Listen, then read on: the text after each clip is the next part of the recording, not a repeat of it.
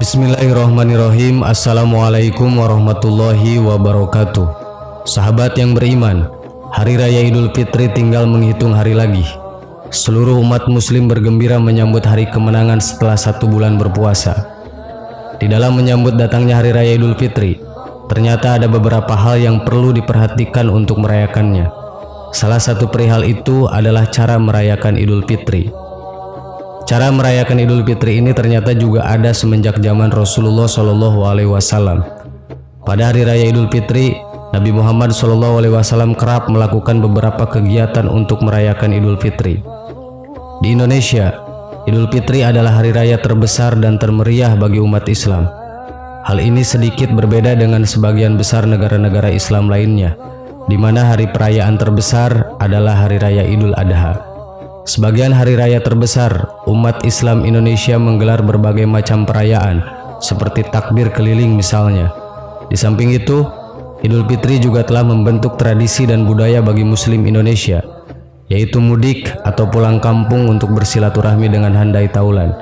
Semua itu merupakan upaya Muslim dalam menyambut dan merayakan Hari Raya Idul Fitri.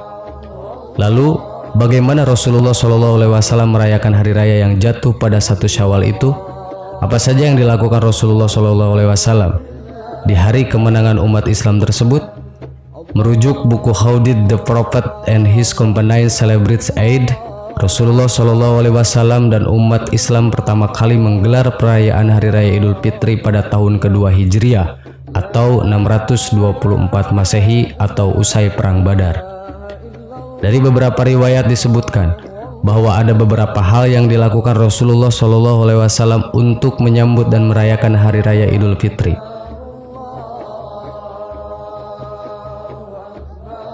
Pertama, takbir.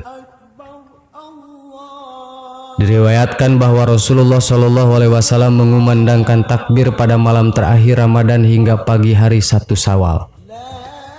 Hal ini sesuai dengan apa yang difirmankan Allah dalam Al-Quran Surat Al-Baqarah ayat 185.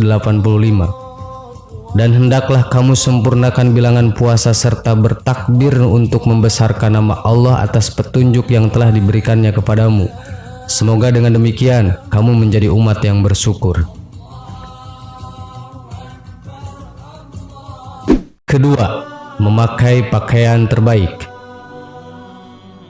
Pada Hari Raya Idul Fitri, Rasulullah mandi, memakai wangi-wangian, dan mengenakan pakaian terbaik yang dimilikinya.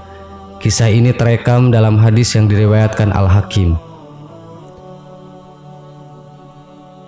Ketiga, makan sebelum sholat Idul Fitri. Salah satu hari yang diharamkan berpuasa adalah Hari Raya Idul Fitri.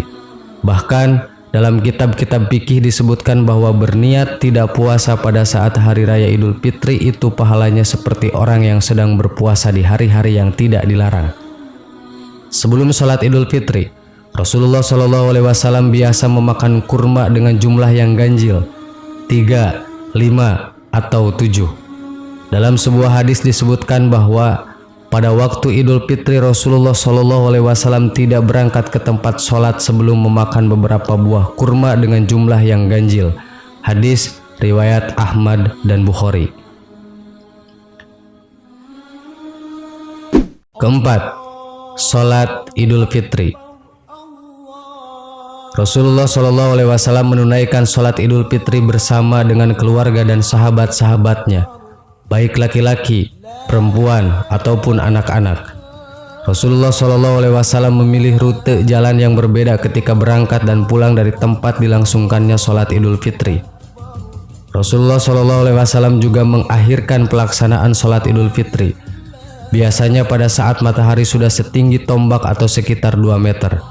Hal ini dimaksudkan agar umat Islam memiliki waktu yang cukup untuk menunaikan zakat fitrah. Kelima, mendatangi tempat keramaian. Suatu ketika saat Hari Raya Idul Fitri, Rasulullah SAW menemani Aisyah mendatangi sebuah pertunjukan atraksi tombak dan tameng.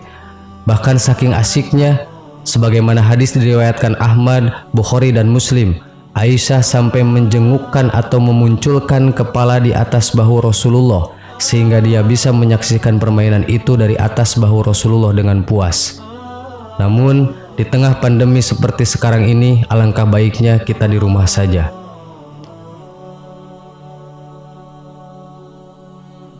Keenam, mengunjungi rumah sahabat. Tradisi silaturahmi saling mengunjungi saat Hari Raya Idul Fitri sudah ada sejak zaman Rasulullah SAW. Ketika Idul Fitri tiba, Rasulullah mengunjungi rumah para sahabatnya. Begitupun para sahabatnya. Pada kesempatan ini, Rasulullah dan sahabatnya saling mendoakan kebaikan satu sama lain.